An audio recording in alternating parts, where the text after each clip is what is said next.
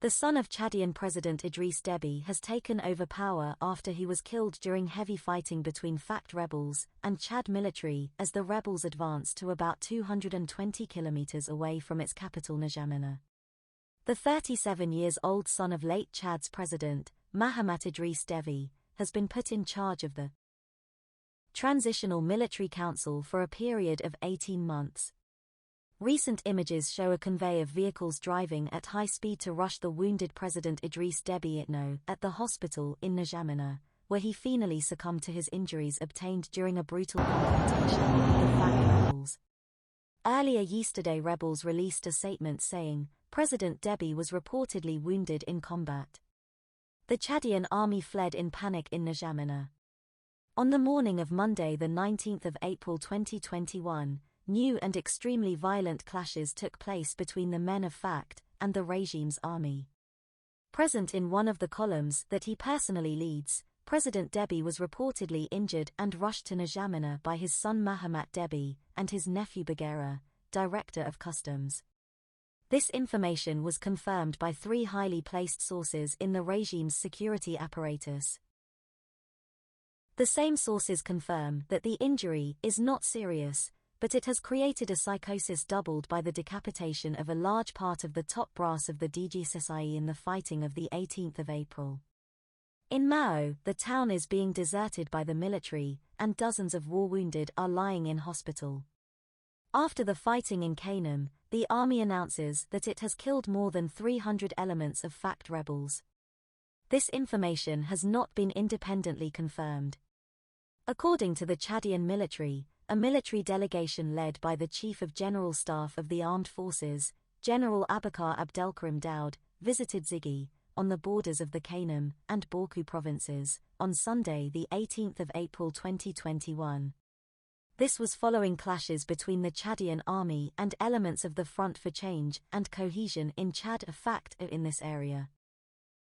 The first report drawn up by the General Staff of the Armed Forces states that more than 300 mercenaries were killed, 150 captured, and a large quantity of war material recovered or destroyed.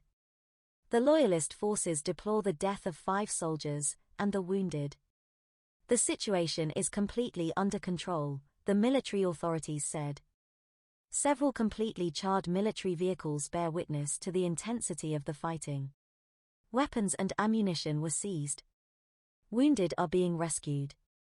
Above all, they are our Chadian brothers, justifies a soldier as he gives water to drink to a captured rebel. The army indicates that elements of FACT who have fled are being hunted down. In the wake of this, the Chief of Staff of the Armed Forces deplores the fact that Chadians continue to kill each other for power. Because, he maintains, violence has never been a solution to a problem. While calling for a general awareness, General Abakar Abdelkarim Daoud regrets the instrumentalization of Chadians by foreign agencies for unavowed purposes. In their latest communiqué issued on the 18th of April, the rebel group claims to have liberated the Kanem province and to be continuing its sweep operations. The rebel group also states that a balance sheet will be communicated later. Human rights in Chad have been described as a poor. For example, Freedom House has designated the country as a not free. Chad received a score of 7 for political rights and 6 for civil liberties, with 1 being the most free, 7 being the least free. According to the US State Department, the government's poor human rights record deteriorated further during the year. Security forces committed numerous serious human rights abuses.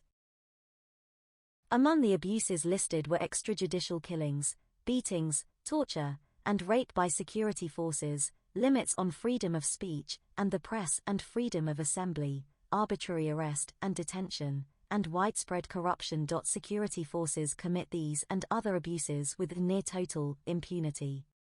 Amnesty International has reported that the widespread insecurity in eastern Chad had particularly severe consequences for women, who suffered grave human rights abuses, including rape, during attacks on villages by Janjaweed militia from Sudan. Women face widespread discrimination and violence. Female genital mutilation, while technically illegal, is still widely practiced. Harassment of journalists and human rights activists has also been documented, as well as the use of child soldiers by Chadian security forces, by various human rights groups. Transparency International has ranked Chad as one of the most corrupt nations in the world. In 2007, it scored 1.8 out of 10 on the Corruption Perceptions Index, with 10 being the least corrupt.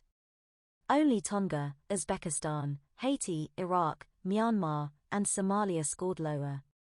Critics of President Idriss Deby have accused him of cronyism and favoring his own tribe. Deby's re-election in May 2006, in which he won a third term, was boycotted by the opposition, who denounced the results as fraudulent. The previous election, in 2001, was similarly viewed as fraudulent by the opposition parties, although a team of foreign observers said that polling had taken place without major problems or intimidation.